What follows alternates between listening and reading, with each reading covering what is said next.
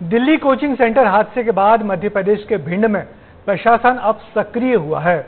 Basement में चल रहे कोचिंग सेंटर्स पर लगातार कार्रवाई हो रही है, लेकिन ये काफी नहीं है, क्योंकि शहर में और भी कई संस्थान हैं जो बेसमेंट में संचालित हैं। आप हैरान रह जाएंगे, इनमें बैंक से लेकर अस्पताल तक सभी शामिल हैं। देखिए भिंड से हमारी एक खास रिपोर्ट। दिल्ली हादसे से कब लेंगे सबक? अभी भी बेसमेंट में चल रहे हैं संस्थान। प्रशासन कब देगा इन पर ध्यान?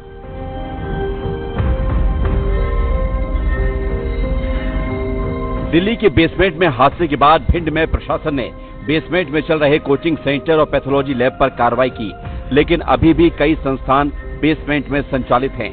भिंड के पुस्तक बाजार में तो नागरिक सहकारी मर्यादित बैंक ही बेसमेंट में चल रहा है। 2,500 से 3,000 खाता धारकों का यहां आना जाना है। इस बैंक से निकलने का सिर्फ एक ही गेट है। कुछ भी हादसा हुआ तो लेने के देने पड़ सकते हैं। इस समय मैं मौजूद हूं पुस्तक बाजार में भिंड नागरिक सहकारी बैंक मर्यादित। यह बैंक है जो कि बेसमेंट में संचालित है और इस बैंक के अंदर खाता धारकों का आना जाना एक ही गेट से है। ये बैंक का मेन गेट है। हमने इस मसले को लेकर बैंक के अधिकारी से बात की तो वो इसे सुरक्षित मान रहे हैं।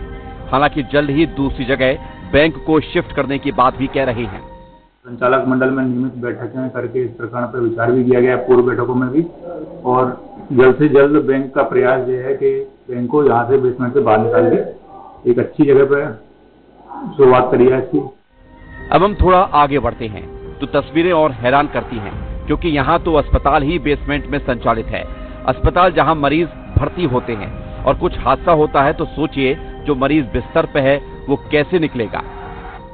भिंड शहर में बैंक के अलावा निजी हॉस्पिटल हैं जो कि बेसमेंट में संचालित किए जा रहे हैं और बिना किसी सुरक्षा व्यवस्था के मानक स्तरों को पूरा करके संचालित किए जा रहे हैं।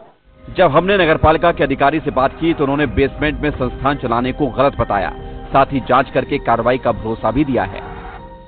बेसमेंट पार्किंग के लिए होता है, ना कि कोई कार्यालय के लिए। अब कार्यालय प्रमुख ने कैसे उसको अपना विभाग संचालित कर रहे हैं, ये जांच का विषय है और कार्यालय प्रमुख के खिलाफ जिला स्तर से ही कार्रवाई होना चाहिए।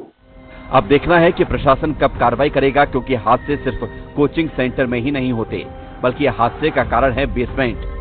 अगर ज्यादा बारिश हुई, चाहे वो बैंक हो या फिर अस्पताल, तबाही का मंजर कहीं भी दिख सकता है और कई बेगुनाह इस लापरवाही का शिकार हो सकते हैं। ऐसे में अब देखने वाली बात होगी कि जिला प्रशासन ऐसे हॉस्पिटल और बेसमेंट में संचालित बैंकों पर क्या कार्रवाई करता है। हालांकि जिला प्रशासन के द्वारा कल शहर में पैथोलॉजी और कोचिंग सेंटरों को जो कि बेसमेंट में संचालित किए जा रहे थे उन पर कार्रवाई की गई है और सील किया गया है। अब देखने वाली बात होगी कि जिला प्रशासन कब एक्शन लेता है ऐसे हॉस्पिटल और बैंकों पर जो बेसमेंट में संचालित किए जा रहे हैं। भिंड से विस्तार न्यूज के लिए NK बटेले। तो हमने आपसे जुड़ी हुई खबरें दिखाई, आपके मुद्दों को सिस्टम के कानों तक पहुंचाने की कोशिश भी की। हमारा मकसद आपकी परेशानियों को जिम्मेदारों तक पहुंचाना है और आगे भी ये सिलसिला लगातार जारी रहेगा।